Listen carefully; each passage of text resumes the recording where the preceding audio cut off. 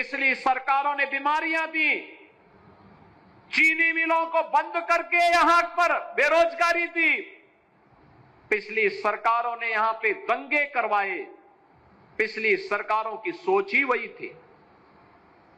आपने देखा होगा भी, ये लोग जो परिवारवादी हैं, जिनकी सोच केवल अपने परिवार तक सीमित है, जाति का नारा देते हैं, लेकिन जब सत्ता में आते हैं तो तुष्टीकरण की नीतियों की पराकाष्ठा को पूरी करते हुए केवल अपने परिवार के विकास की बात करते हैं, अपने परिवार तक सीमित रह जाते हैं।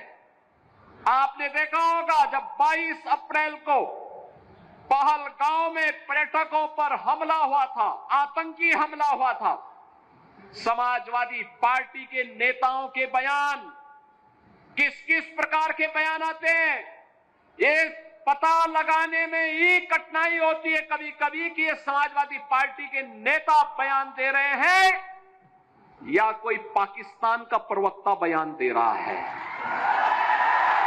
ये पता लगाने में ही कठिनाई हो जा रही है। आपने कल समाजवादी पार्टी के एक पदाधिकारी का मुंबई में दिया गया बयान देखा होगा।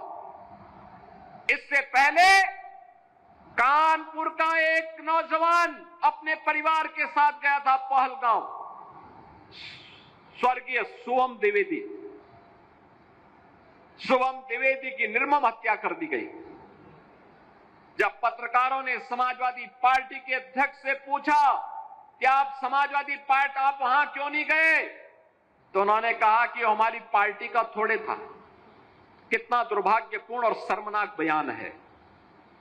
बहनों और भाइयों, देश की संवेदना होनी चाहिए अपने नागरिकों पर। पूरा देश पार्टी लाइन से ऊपर उठ करके एक साथ इस घटना की निंदा कर रहा है और समाजवादी पार्टी के लोग इस प्रकार का दुर्भाग्यपूर्ण बयान देते हैं, इस प्रकार का दुर्भाग्यपूर्ण बयान देते हैं। पहलगांव की घटना में उनका एक राष्ट्रीय महासचिव बयान देता है, कहता हिंदू ने हिंदू को मारा है, यानी पाकिस्तान को क्लीन चिट देने की कुछ चेष्टा।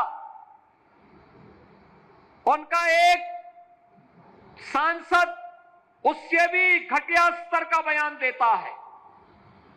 बहनों और भाइयों, जब भी जातिवाद की राजनीति होगी, जब भी विभाजनकारी राजनीति होगी, तो तुष्टीकरण की पराकाष्ठा को पार करते हुए आपकी सुरक्षा के साथ ऐसे ही खिलवाड़ करने का कुत्सित प्रयास करेंगे जैसे वर्तमान में कुछ कांग्रेस के नेता और समाजवादी पार्टी के नेता कर रहे हैं। हमें एक स्वर से निंदा करनी चाहिए। आतंकवाद के खिलाफ देश की लड़ाई प्रधानमंत्री मोदी जी के नेतृत्व में 144 करोड़ के भारत को एक स्वर से लड़ना चाहिए। एक स्वर से प्रधानमंत्री मोदी जी के नेतृत्व में आतंकवाद का नेस्तनाबूद करने के संकल्प के साथ आगे बढ़ना चाहिए। इस संकल्प के साथ अगर हम आगे बढ़ेंगे तो जैसे 10 वर्ष में आपने देश से आतंकवाद को, नक्सलवाद को, उग्रवाद को समाप्त होते हुए देखा होगा, ऐसे ही जो थोड़े तत्व अब सिर उठाने का प्रयास कर रहे हैं, इनके भी जहन्नुम में जाने के दिन बहुत शीघ्र सामने दिखाई देंगे।